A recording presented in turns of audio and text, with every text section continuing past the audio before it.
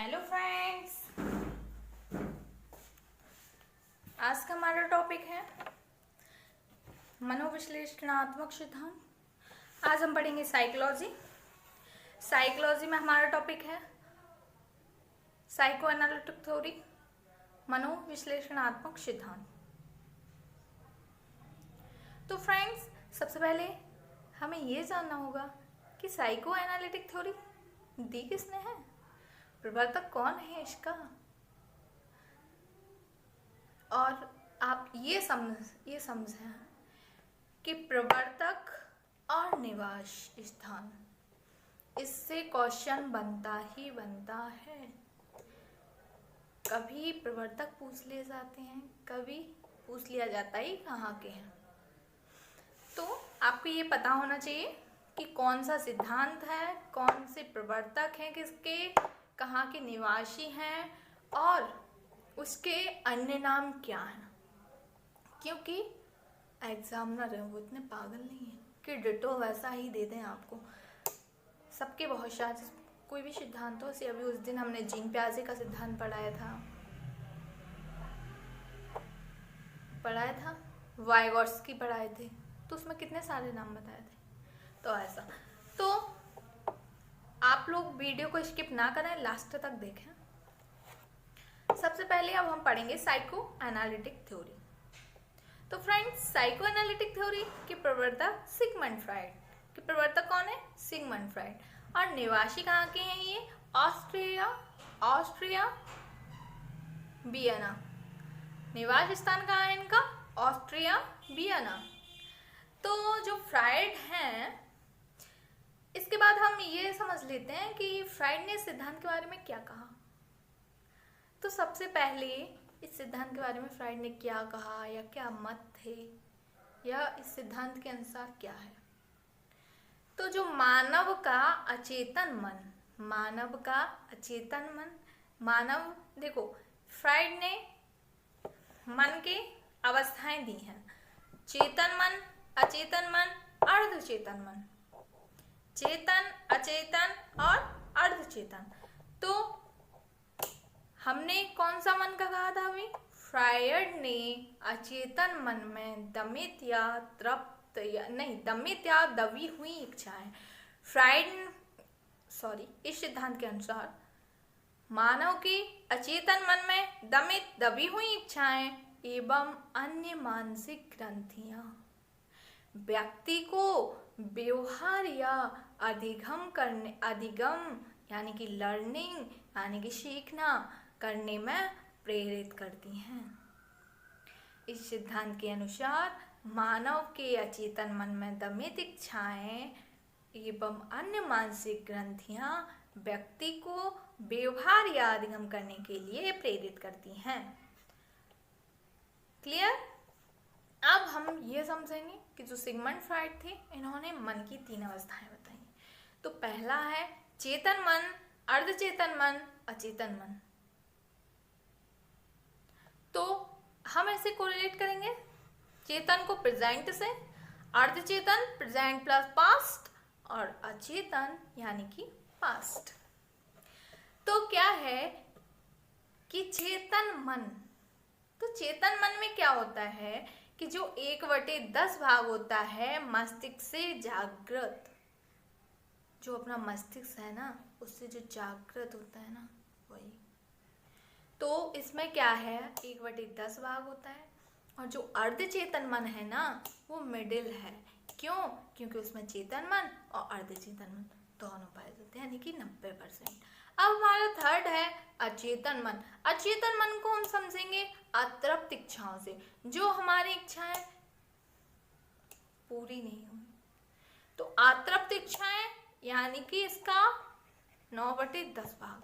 तो ये भाग पूछ लिया जाता है, 1/10 भाग चेतन मन किसने दिया था? फ्राइड ने। या 1/10 भाग कौन से मन में आता है? चेतन मन में। ठीक है, तो ये पूछ लिया जाता है कि मन की अवस्थाएं किसने दी? फ्राइड ने। मनोविश्लेषणात्मक सिद्धांत किसने दिया? फ्राइड ने। अचेतन मन किसने दिया? अर्धचेतन मन किसने दिया? फ्राइड ने। व्यक्तित्व की संरचनात्मक की अवस्थाएं, व्यक्ति से अवस्थाएं जो हैं, व्यक्ति अस्तित्व वाली वो किसने दी? फ्रायड ने। जीवन मूल प्रवृत्ति किसने दी? फ्रायड ने। मृत्यु मूल प्रवृत्ति किसने दी? फ्रायड ने। फ्रायड ने कितनी प्रकार की मूल प्रवृत्तियां दी? 2 प्रकार की। कौन कौन सी? जीवन मूल प्रवृत्ति, मृत्यु मूल प्रवृत्ति। जीवन मूल प्रवृत्ति यानी कि सकारात्मक अभिप्रेरणा और मृत्यु मूल प्रवृत्ति यानी कि नकारात्मक अभिप्रेरणा। देखो सबसे मोस्ट इंपोर्टेंट पॉइंट, यहाँ आप कंफ्यूज हो जाएंगे। अब मूल प्रवृत्तियां दी तो फ्रायड ने हैं, बट अगर आपसे एग्जाम में पूछ लिया जाता है कि मूल प्रवृत्तियों का जनक किसे माना जाता है या मूल प्रवृत्ति का जनक कौन है, तो आप क्या क्या क्या लिखोगे? मूल प्रवृत्तियों का जनक। तो फ्रायड कराओगे क्या? अगर आपने फ्रायड किया ना तो आपका क्वेश्चन रॉन्ग। क्यों?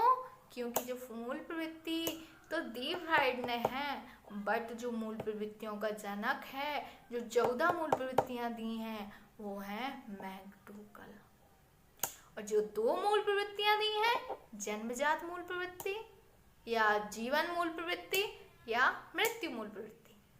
सकारात्मक अभिप्रेरणा, नकारात्मक अभिप्रेरणा, पॉजिटिव मोटिवेशन, नेगेटिव मोटिवेशन। तो आपको ये बात मेरी समझ आ गई होगी मुझे लगता है। तो व्यक्तित्व की संरचना, अब हम ये पढ़ेंगे कि व्यक्तित्व की संरचना के आधार पर जो अवस्थाएं दी है ना फ्रायड ने, वो कितनी दी हैं? 3 अवस्थाएं। 3 अवस्थाएं तो कौन कौन सी दी हैं? Id, ego, super ego. Id, ego, super ego. Id यानी कि इदम, अहम, परअहम। इड माने इदम, ईगो अहम और सुपर ईगो परअहम। तो इसे देखो हम ऐसे समझेंगे, इड यानी कि अचेतन मन, ईगो यानी कि चेतन मन, सुपर ईगो यानी कि अर्धचेतन मन। इड अचेतन मन, ईगो चेतन मन, सुपर ईगो अर्धचेतन मन। आई होप कि आपको इतना समझ आ गया होगा। अब हम कुछ मोस्ट फैक्ट डिस्कस करेंगे। आपने देखा होगा ये एग्जाम में कई बार क्वेश्चन आ चुका है कि जो ओडिपस ग्रंथि होती है वो लड़कों में पाई जाती है और जो इलेक्ट्रा ग्रंथि होती है वो लड़कियों में होती है। अब ये ऐसा कैसे कह सकते हैं? देखो जो ओडिपस ग्रंथि है ना लड़कों में, कहते हैं कि लड़के अपनी माता से ज्यादा प्यार करते हैं। लड़के अपनी माता से ज्यादा प्यार करते हैं पिता की अपेक्षा, और लड़कियां अपने पिता से ज्यादा प्यार करती हैं। मुझे लगता है ये फैक्ट है।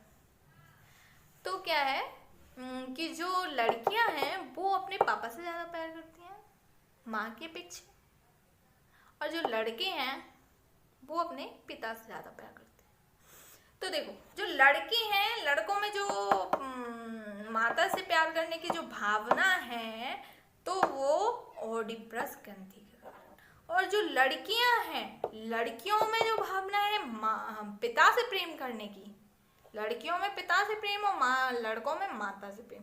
तो लड़कियों में जो पिता से प्रेम करने की भावना है वो किस ग्रंथि के कारण है? इलेक्ट्रा ग्रंथि।